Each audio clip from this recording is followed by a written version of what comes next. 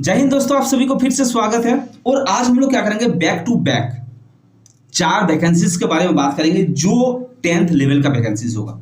सारे का सारे 4 वैकेंसीज होगा जिसके अंदर सिर्फ 10th लेवल के वैकेंसीज के बारे में बात करेंगे। और टोटल पोस्ट जो होगा इसके अंदर, टोटल पोस्ट लगभग 50,000 के ऊपर होगा। वो वैकेंसीज कौन कौन सा है सबसे पहले मैं बता दूं। देखो आपके सामने है वैकेंसीज है। सबसे पहले आरआरबी यानी रेलवे रिक्रूटमेंट बोर्ड की ओर से 13,206 टेक्नीशियन ग्रेड 3 का वैकेंसीज है, ठीक है ना।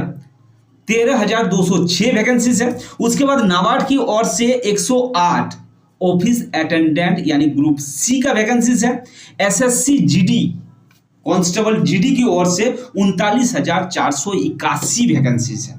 और क्या है, Indo Tibetan border police force यानी आईटीबीपी की ओर से ड्राइवर का जो वैकेंसीज है वो है 545 वैकेंसीज है। इसका मतलब अपने आप में अगर आप माने तो ये टोटल अगर करें ना लगभग आपका 50,000 वैकेंसीज कम नहीं होता है, ठीक है ना। अगर नौकरी पाना है ना तो आपको ये जो फॉर्म है ना, इस फॉर्म को आपको अप्लाई करना पड़ेगा। क्योंकि मोती जो होता है वो कभी किनारे खुद नहीं आते। मोती जो है ना वो किनारे कभी खुद नहीं आते, उन्हें पाने के लिए समुद्र में उतरना ही पड़ता है, ठीक है ना। तो आपको इस नौकरी को पाने के लिए क्या करना पड़ेगा, आपको एग्जाम का तैयारी सही ढंग से करना पड़ेगा, तभी जाकर आप क्या कर सकते हैं, इस नौकरी को पा सकते हैं। अब तैयारी कैसे करें, इसी चैनल के माध्यम से आपको 10th लेवल और 12th लेवल का जितना भी वैकेंसीज है ना, सारी वैकेंसीज का तैयारी इस चैनल में कराया जाएगा, जिसमें मैथ्स, रीजनिंग और जीके इसके अंदर होगा। और खास करके डेली वाइज इसके अंदर झारखंड जीके आपको मिलेगा। तो चैनल को सब्सक्राइब करके रखिएगा। सारे के सारे कंप्लीट डिटेल के साथ हम लोग क्या करेंगे, इस वीडियो को कंप्लीट करेंगे। तो सबसे पहले हम लोग बात करेंगे कि आज का सबसे पहला वाला जो वैकेंसीज है आरआरबी की ओर से, इसका जो शॉर्ट डिटेल है वो हम लोग देख लेते हैं। शॉर्ट डिटेल में क्या है, देखो रिक्वायरमेंट जो निकला हुआ है ये आरआरबी की ओर से, ये इसका शॉर्ट डिटेल है। पोस्ट का नाम जो होगा ना, वो पोस्ट नेम जो है वो टेक्नीशियन ग्रेड 3 है, ठीक है ना। अच्छा, टोटल पोस्ट का बात है 13,206। इसका ओपनिंग डेट जो है वो वैकेंसीज एक्चुअल ये मार्च का वैकेंसीज है, वो एक बार क्लोज हो गया था, फिर दोबारा ये रीओपन हुआ है, इंक्रीज होकर पोस्ट को इंक्रीज करके ये रीओपन हुआ है, ठीक है ना। और इसका डेट जो है ना 2/10 यानी 2 अक्टूबर से इसका अप्लाई डेट चालू है और ये 16 अक्टूबर ये लास्ट डेट है। डेट को ध्यान रखना, क्योंकि इसके अंदर अगर आप एप्लीकेबल हैं, एलिजिबल हैं, तो इस पोस्ट को भरना मत भूलिएगा।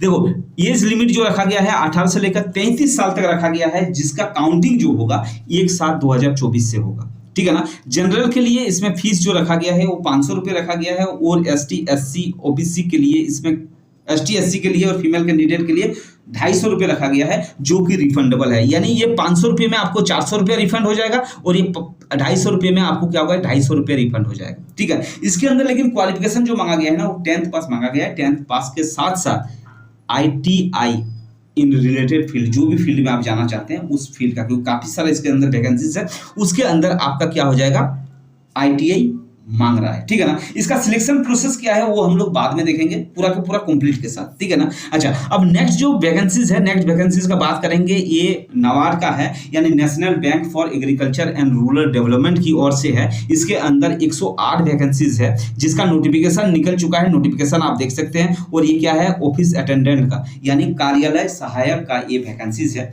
जो कार्यालय में यानी जस्ट लाइक ए पियोन है इसके अंदर, ठीक है ना। उसका जो स्टार्टिंग डेट है वो क्या है, 2 अक्टूबर से इसका स्टार्टिंग डेट है। और लास्ट डेट जो रखा गया है वो क्या है, 21 अक्टूबर को लास्ट डेट रखा गया है।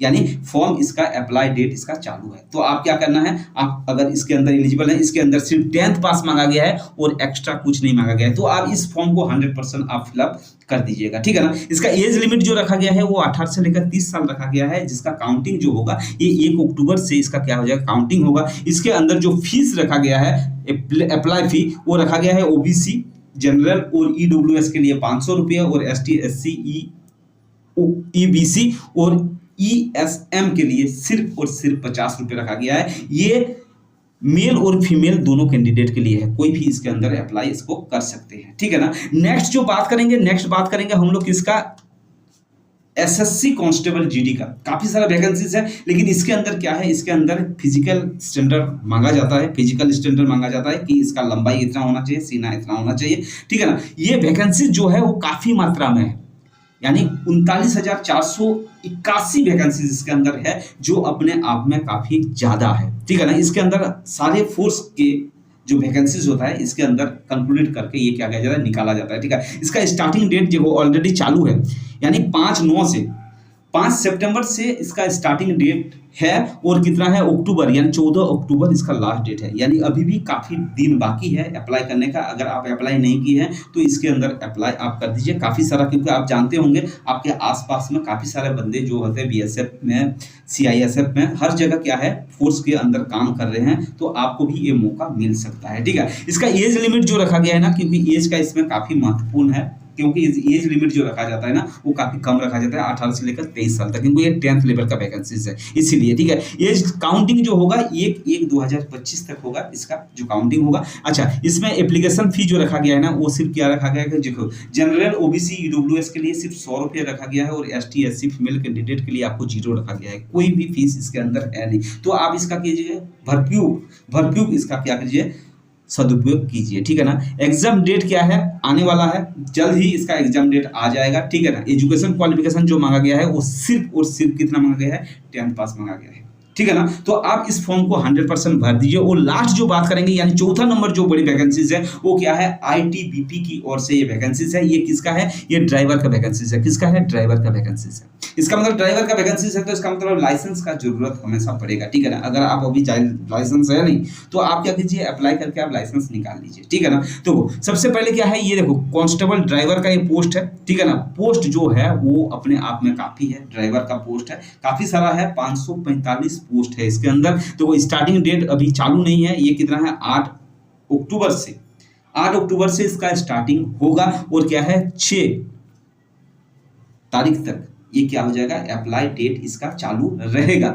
उसका एज लिमिट जो रखा गया है वो कितना रखा गया है, 21 से लेकर कितना रखा गया है, 27 साल तक रखा गया है। और ये जो काउंटिंग होगा ना वो 6 तारीख से काउंटिंग होगा, 6/11/2024 से इसका काउंटिंग होगा। देखो इसका फीस जो रखा गया है, इसके अंदर फी रखा गया है जनरल OBC और EWS के लिए 100 रुपीज, ST SC के लिए है नहीं। ये जो पोस्ट है वो फीमेल कैंडिडेट के लिए है नहीं, सिर्फ जेंट्स कैंडिडेट के लिए है, ठीक है ना। और क्या है, ये 10th पास रखा गया है, और क्या है, हेवी लाइसेंस, ड्राइविंग लाइसेंस इसके अंदर रिक्वायरमेंट है। अगर आपके पास हेवी लाइसेंस है तो आप 100% इस फॉर्म को भर दीजिए, क्योंकि इसमें ना कॉम्पिटिशन बहुत कम होता है, ठीक है ना। क्या है, बहुत कम होता है। अब बात करेंगे कि इसका जो सिलेक्शन प्रोसेस क्या है। देखो सबका एक साथ सिलेक्शन प्रोसेस है। देखो सबसे पहला जो सिलेक्शन प्रोसेस का बात करेंगे किसका है, टेक्नीशियन ग्रेड D का RRB की ओर से जो निकला हुआ है 13,000 वैकेंसी। तो इसके अंदर क्या है, सबसे पहला ये होगा क्या है, CBT मोड एग्जाम होगा। एग्जाम होने के बाद डॉक्यूमेंट वेरिफिकेशन, फिर उसके बाद क्या होगा, डायरेक्ट मेडिकल टेस्ट होगा इसके अंदर, और बाकी स्किल टेस्ट नहीं मांगा गया है।